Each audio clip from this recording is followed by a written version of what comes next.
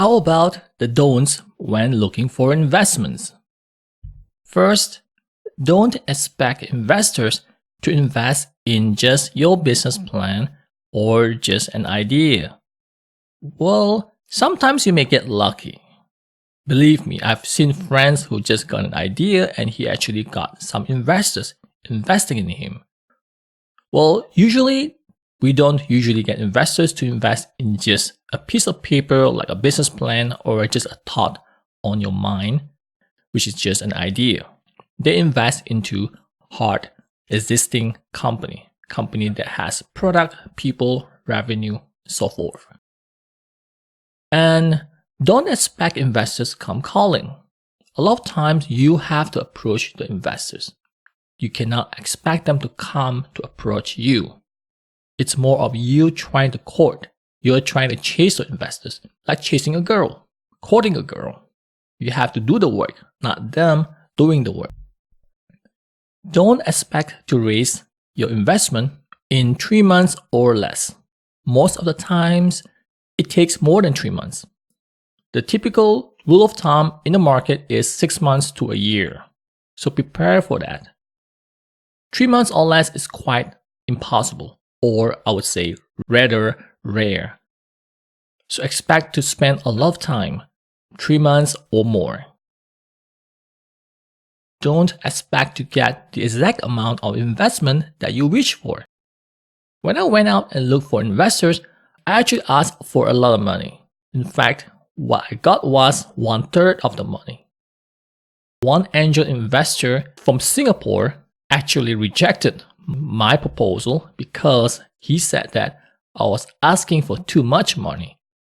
Then also there was another corporate venture capital who actually wanted to invest in my company, and he gave me 1/3 of the amount that I wanted for. Well, a lot of people actually say that I ask for a lot of money. Well, that's one of the mistakes that I learned from. So don't expect to get the exact amount of investment that you wish for.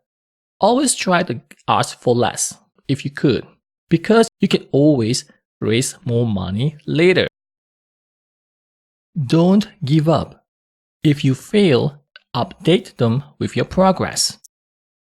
I have met a lot of investors and I got rejected many times. But a lot of times, they always end with this. They say that, Melvin, please always update me with your company's progress. Why do they want that? Why do they want to know my progress while they just rejected me? Because you never know. They may change their minds in the future. When they see more progress in your company, they may change their mind and want to invest in you eventually. Remember, investors like to invest in companies which has done a lot of progress. Less risky companies have more progress done. So this is what exactly I did. So every quarterly, I will write an email to all of these potential investors and update them what's happening in my company, what progress we made, what new customers, new products, new users that we obtained. In fact, I got a few replies from them thanking me for these updates, and they actually asked for more. So remember, don't give up, keep them updated.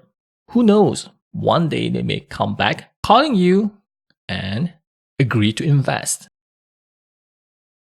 Don't sign term sheet yet that doesn't let you shop around. What does this mean?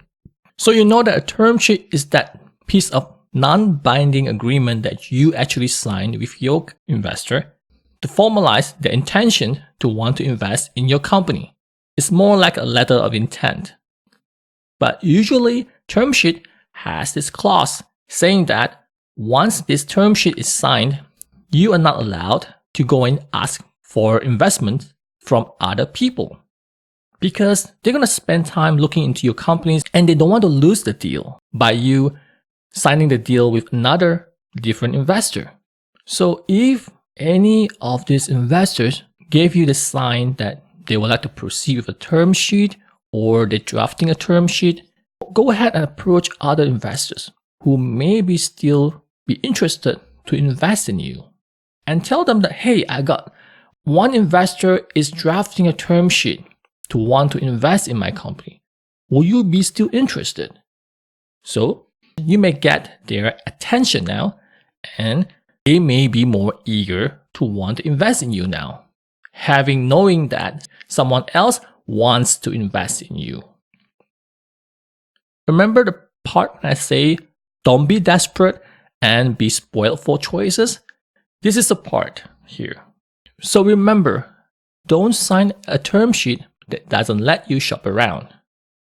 Usually they don't let you shop around. So go out and look for other potential investors before that.